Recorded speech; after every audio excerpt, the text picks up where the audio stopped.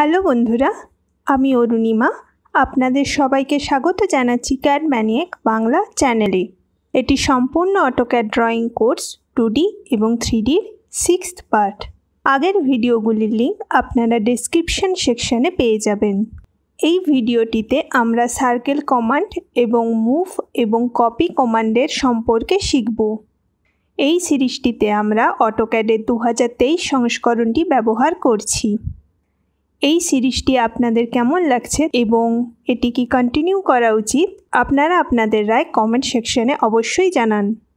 এখানে ড্র প্যানেলে সার্কেল টুলটি রয়েছে এবং এর বিভিন্ন রূপ রয়েছে। কমান্ডের মাধ্যমে সি টাইপ করে এন্টার টিপুন। এটি কেন্দ্রবিন্দুর জন্য জিজ্ঞাসা করছে, তাই সেন্টারটি নির্দিষ্ট করতে যে কোনো জায়গায় ক্লিক করুন। এখন এটি ব্যাসার্ধের জন্য জিজ্ঞাসা করছে, তাই আমি 100 টাইপ করব এবং এন্টার টিপব। তো এটি একটি 100 ব্যাসার্ধের বৃত্ত। পরবর্তী সেন্টার ডায়ামিটার, তাই সি টাইপ করুন এবং এন্টার টিপুন। এখন যদি আমি ঘনকেন্দ্রিক বৃত্ত চাই, আমাকে অবজেক্ট স্ন্যাপ চালু করতে হবে। সেন্টার স্ন্যাপ চেক করা রয়েছে, তবুও এটি দেখা যাচ্ছে না, তাই বৃত্তের ওপর কার্সারটি নিয়ে যান। দেখুন এখানে সেন্টার স্ন্যাপ এবং এই বৃত্তের 4টি কোয়াড্রেন্ট। এখন সেন্টার স্ন্যাপে ক্লিক করুন, কমান্ড লাইনে ব্যাসের ওপর ক্লিক করুন বা ডি টাইপ করুন এবং ব্যাস নির্দিষ্ট করতে এন্টার টিপুন। 100 টাইপ করুন এবং এন্টার টিপুন। সুতরাং এটি 100 ডায়া বৃত্ত এবং এটি একটি 100 ব্যাসার্ধের বৃত্ত। পরবর্তী 2 পয়েন্ট সার্কেল, তাই সি টাইপ করুন এবং এন্টার টিপুন। কমান্ড লাইনে টুপিতে ক্লিক করুন, তারপরে কেবল দুটি বিন্দু নির্দিষ্ট করুন এবং একটি বৃত্ত এই দুটি বিন্দুর মধ্য দিয়ে তৈরি হয়ে যাবে এবং দুই বিন্দুর মধ্যে দূরত্ব হবে সার্কেলটির ডায়ামিটার। পরেরটি হলো 3 পয়েন্ট। আমি আগে একটি ত্রিভুজ তৈরি করি। এখন ধরুন আমি এই ত্রিভুজের 3টি শীর্ষবিন্দুর মধ্য দিয়ে একটি বৃত্ত যেতে চাই, তাই এটিতে সি টাইপ করুন এবং এন্টার টিপুন। কমান্ড লাইনে 3P-তে ক্লিক করুন এবং শুধু এই 3টি বিন্দুতে ক্লিক করুন এবং 3টি বিন্দুর মধ্য দিয়ে একটি বৃত্ত তৈরি হয়। একইভাবে এই রেখাগুলির 3টি মধ্যবিন্দু দিয়ে একটি বৃত্ত আঁকা যেতে পারে। এরপরে ট্যান রেডিয়াস, দুটি স্পর্শক এবং একটি ব্যাসার্ধ আমাদের উল্লেখ করতে হবে। এখন ধরুন আমি 500 ব্যাসার্ধের একটি বৃত্ত আঁকতে চাই, যা এই দুটি বৃত্তের স্পর্শক, তাই সি টাইপ করুন এবং এন্টার টিপুন। কমান্ড লাইনে টিটিআর-এ ক্লিক করুন বা টিটিআর টাইপ করুন এবং এন্টার টিপুন। এই চতুর্ভুজের ডান দিকে প্রথম স্পর্শকটি নির্বাচন করুন। এই চতুর্ভুজটির বাম দিকে পরবর্তী স্পর্শক ক্লিক করুন এবং তারপর ব্যাসার্ধটি 500 হিসাবে নির্দিষ্ট করুন এবং এন্টার টিপুন। সুতরাং এটি 500 ব্যাসার্ধ বৃত্ত, যা এই দুটি ছোট বৃত্তের স্পর্শক। এখন এই দুটি বৃত্তের একটি ট্যানজেন্ট বৃত্ত এভাবেও যেতে পারে, তাই এরকম একটি বৃত্ত আঁকতে আবার সি টাইপ করুন এবং এন্টার টিপুন। কমান্ড লাইনে টিটিআর-এ ক্লিক করুন। এখন বাইরের দিকের প্রথম স্পর্শক নির্বাচন করুন, এটির জন্য একই এবং তারপর একই ব্যাসার্ধ নির্দিষ্ট করুন। সুতরাং একই বৃত্তের জন্য একাধিক সম্ভাবনা রয়েছে। স্পর্শক অবস্থানগুলি সিদ্ধান্ত নেবে যে বৃত্তটি কোথায় যাবে। এখন আমি একটি বৃত্ত চাই যা এই 3টি বৃত্তের স্পর্শক হবে। এর জন্য আমাদের ট্যান-এ ক্লিক করতে হবে। তারপর এই 3টি বৃত্তে ক্লিক করুন এবং এটি এখানে তৈরি হয়ে গেছে। এখন শুধু কয়েকটি উদাহরণ নিন। তো আমরা এটি আঁকব। এখানে একাধিক বৃত্ত রয়েছে, তাই সি টাইপ করুন এবং এন্টার টিপুন।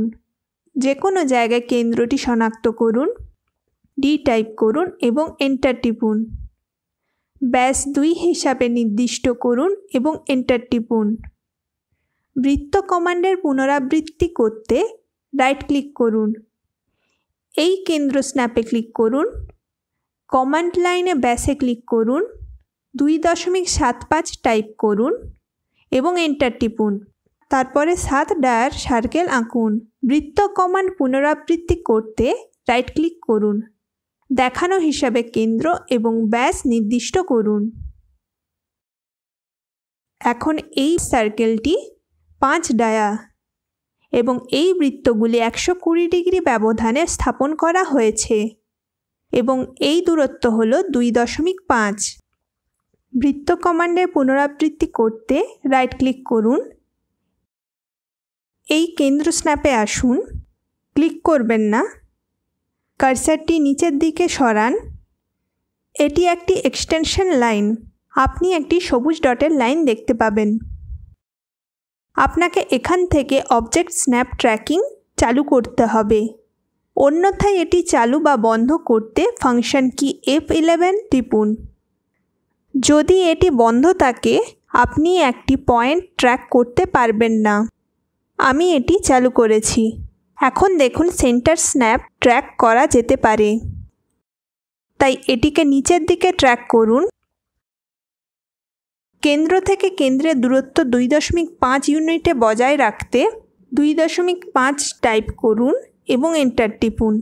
তারপর 0.5 হিসাবে ব্যাসার্ধ নির্দিষ্ট করুন এবং এন্টার টিপুন এই বৃত্ত তৈরি করতে। এখন আমরা রোটেট কমান্ড সম্পর্কে শিখব। ধরুন আমি বৃত্তটিকে 120 ডিগ্রি ঘোরাতে চাই। তার জন্য হয় মডিফাই প্যানেলের রোটেট টুলে ক্লিক করুন অথবা আরও টাইপ করুন এবং এন্টার টিপুন। এই বৃত্তটি নির্বাচন করুন, এন্টার টিপুন। এখন এটি বেস পয়েন্ট নির্দিষ্ট করতে বলছে। বেস পয়েন্ট হবে বেস সার্কেলের সেন্টার, তাই এই সেন্টার স্ন্যাপে ক্লিক করুন। মাউসটি সরাতে এটি রোটেট হচ্ছে। এখন 120 টাইপ করুন এবং এন্টার টিপুন। আবার দেখা যাক, আরও টাইপ করুন এবং এন্টার টিপুন। বৃত্তটি নির্দিষ্ট করুন, এন্টার টিপুন। এই সেন্টার স্ন্যাপে ক্লিক করুন। তারপর কমান্ড লাইনে কপি করার একটি বিকল্প রয়েছে, তাই এটিতে ক্লিক করুন বা CO টাইপ করুন এবং এন্টার টিপুন এবং তারপর নির্দিষ্ট করুন 120 ডিগ্রি হিসাবে রোটেশন অ্যাঙ্গেল। সুতরাং এখানে সার্কেলের কপি ঘোরানো হবে। আসুন এটি আরও একবার করি। রোটেট কমান্ডটি পুনরাবৃত্তি করুন, বৃত্তটি নির্বাচন করুন, এন্টার টিপুন। এই কেন্দ্রের স্ন্যাপটিতে ক্লিক করুন, CO টাইপ করুন এবং অনুলিপি সক্ষম করতে এন্টার টিপুন।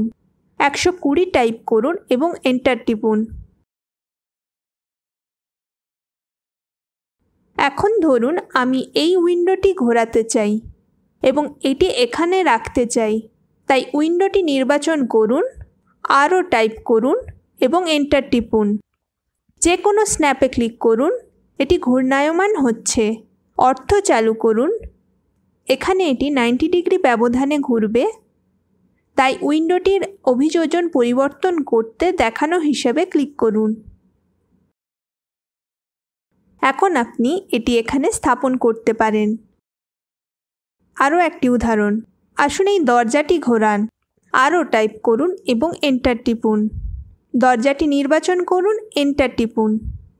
এই স্ন্যাপটিতে ক্লিক করুন, কমান্ড লাইনে কপিতে ক্লিক করুন এবং তারপর এটিকে 90 ডিগ্রি ঘোরাতে এই পাশে ক্লিক করুন।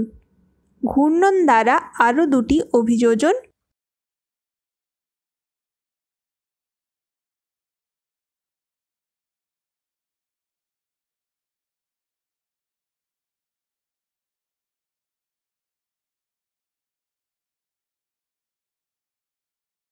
এখন আপনি আপনার পরিকল্পনা অনুযায়ী দরজা স্থাপন করতে পারেন।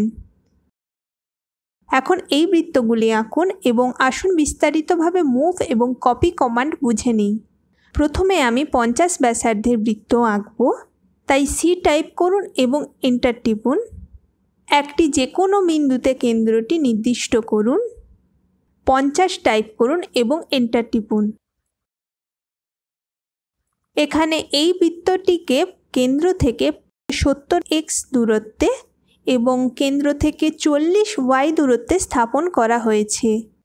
তো সি টাইপ করুন এবং এন্টার টিপুন। তারপরে আপনি একবারে শুধুমাত্র একটি দিকে এক্সটেনশন নিতে পারবেন। তাই দেখানো হিসাবে কেন্দ্র থেকে উপরে 40 ইউনিটের একটি এক্সটেনশন নিন, ব্যাসার্ধটি 25 হিসাবে নির্দিষ্ট করুন এবং এন্টার টিপুন। এখন আমি এটিকে 70 ইউনিট ডান দিকে নিয়ে যাব, তাই বৃত্তটি নির্বাচন করুন, এম টাইপ করুন এবং এন্টার টিপুন। ড্রয়িং এলাকায় যে কোনো জায়গায় ক্লিক করুন। অর্থ চালু থাকা উচিত। কার্সারটি ডান দিকে নিয়ে যান এবং 70 টাইপ করুন এবং সরানোর জন্য এন্টার টিপুন। সরানোর সময় আপনি বেস পয়েন্ট হিসাবে যে কোনো স্ন্যাপ নির্বাচন করতে পারেন এবং পাশাপাশি সরাতে পারেন। এখন এই কেন্দ্রে বৃত্ত আঁকুন।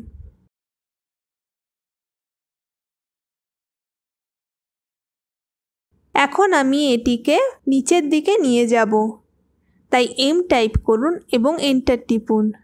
বৃত্তটি নির্বাচন করুন, এন্টার টিপুন। এই কেন্দ্রে স্ন্যাপে ক্লিক করুন।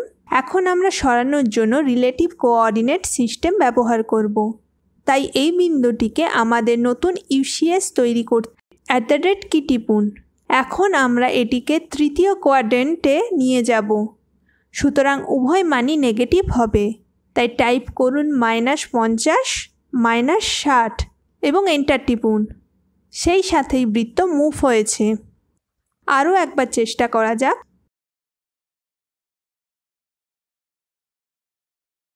এই কেন্দ্রে বৃত্ত আঁকুন।